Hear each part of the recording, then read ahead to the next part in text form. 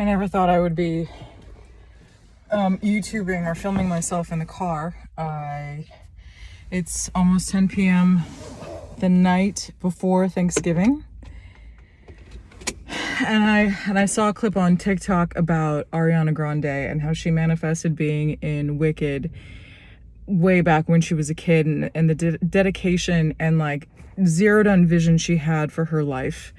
And I thought back to my life, my own life, and how I've always, like for the longest time, I've always loved everything Paris, but not for like the romanticism of it all. Like obviously it was more for the architecture and the lines, because obviously as a photographer, I am attracted to composition. And so like over the years, learning French from the age of, man, I want to say 11, 12, never losing it. Traveling there by myself, taking photos, traveling there with my dad, shooting there, posting it on my Tumblr back in the day, like inspiration photos, and really just kind of learning and immersing myself in the culture. I realized that like I quote unquote manifested it. And you know, I hate the word manifestation, but I think manifestation is just, because it sounds really woo-woo. And really what manifestation is zeroing in on the intention of what you want in your life and holding yourself accountable. So when people do vision boards of what they want in a partner or in, in their life and what they want to achieve, what their goals are, what they want for themselves, and they stay on top of it consistently, it is, like I said, keeping themselves in check and honest about what it is that they want. It's just a visual diary. And so if you move through life and these elements don't lead to what it is that you want, you don't waste time on them. And frankly, I think a lot of the time we lose touch of what it is that we want and what it is that we want to achieve, because we just get distracted. We live life. It's really hard to keep intention all of the time. And, that's why sometimes these roadblocks happen in our lives where it kind of just stops us dead in our tracks, to remind us that like, hey, stop, look around. You're not on the path of where you want to be, where you've always told yourself and dreamt of that you want to go. So it's like, if you really want to get woo-woo with it a little bit, the universe is like your best friend that's just keeping you accountable. It's the devil's advocate that's just like, this isn't it. I'll let you have it for a second, but this isn't it. Like, I'm going to quickly remind you, have your fun for like the next 30 minutes, but I'm going to remind you in the cruelest way if you don't listen to me. So that's really all it is. And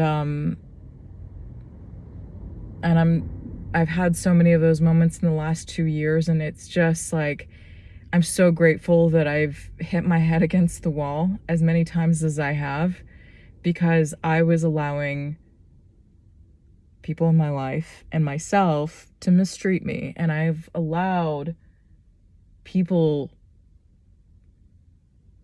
to convince me to play small. And that's my fault. That was my fault. I was letting their trauma and their insecurities make me feel bad about myself. And I believed it. And that I embodied a lot of insecurities that I never initially had, because mama and papa didn't raise no fool. And I've made so many apologies for being self-confident and self-aware. I love my parents. I'm not saying that people that didn't grow up with parents are not self-confident and not self-aware. I'm just saying that I have no excuse. I was loved. I am loved. by my family. And I remember when I stepped out into the world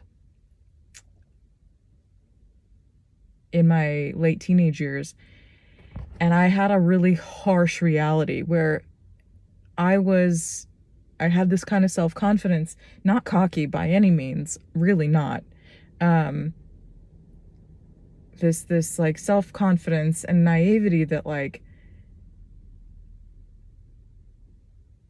people's subconsciouses weren't going to do harm. People weren't going to do harm. And people were really cruel to me in my first couple of jobs and several of my jobs because they maybe thought that I was arrogant from the way that I carried myself.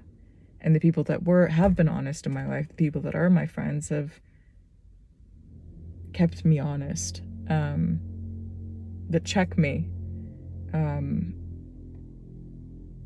people that empower me to trust my gut,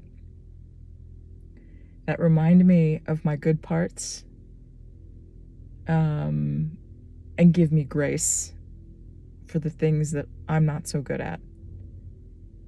And I'm so grateful that I've really honed in on the people in my life right now that do that. I'm in a good place. My life is not perfect. There's so much I need to fix because I really, I let my priorities slip in some ways, and I realize that now.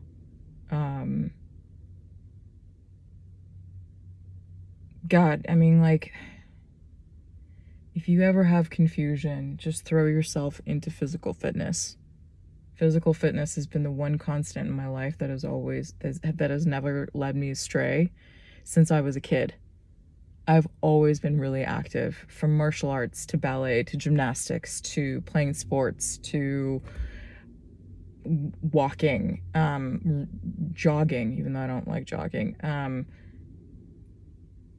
But physical fitness is such a good discipline of the mind, and it gives you that clarity where like all of the confusion in your brain finally clicks.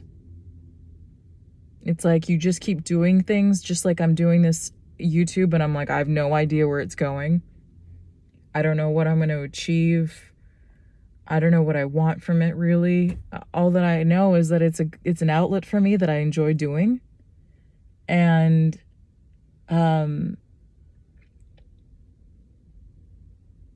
like with fitness, it just clicked for me tonight. Everything that I'm sharing with you right now. It was like whispering in the back of my mind, in the back of my subconscious, but it finally clicked today. I've been to the gym like 4 days in a row today. Normally I only go to the gym like 3 times a week, but not in a row. That's not including like walking a couple of miles a day.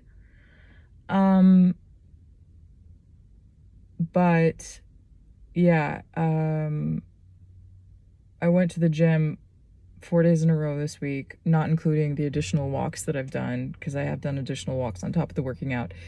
And I wanted to get to that physical like test because I just knew that it was going to unlock something. I followed my intuition and I did. I'm just so grateful. And so whether you celebrate Thanksgiving or not, it is important to have a day of gratitude, because we live life so fast and there's so much noise. It's so important to just kind of have a dedicated day to pause and take stock in everything that you are happy is happening, for better or for worse. And I'm grateful for the last 2 years of just devastating transformational change that I've gone through. Because I'm not the same person. I'm very much the same, but not the same. And I'm so happy about that. And I am so, so, so fucking grateful for my family and the few very close friends that I have, because I really wouldn't have it any other way. I'm grateful that my body works. I'm grateful that my mind works. I'm grateful for just every little slice of my life. Yeah, I'm gonna stop philosophizing. I hope you have a wonderful holiday. I have 19 followers now from 4 or from 2, whatever. Thank you. Thanks for being around. You may not, you may only be, there may only be the 19 of you, but I'm ever so grateful that you're here. And 19 is so much more rewarding than 100,000 or anything like that, just because, like, the majority of you, I have no idea who you are. I can't even see who you are, and I just, even if you're silently lurking to hate me or whatever, if that is anybody's motive, thanks for adding to my follower count. So I'm grateful to you there too. All right, I'll be back later. Be safe. Bye.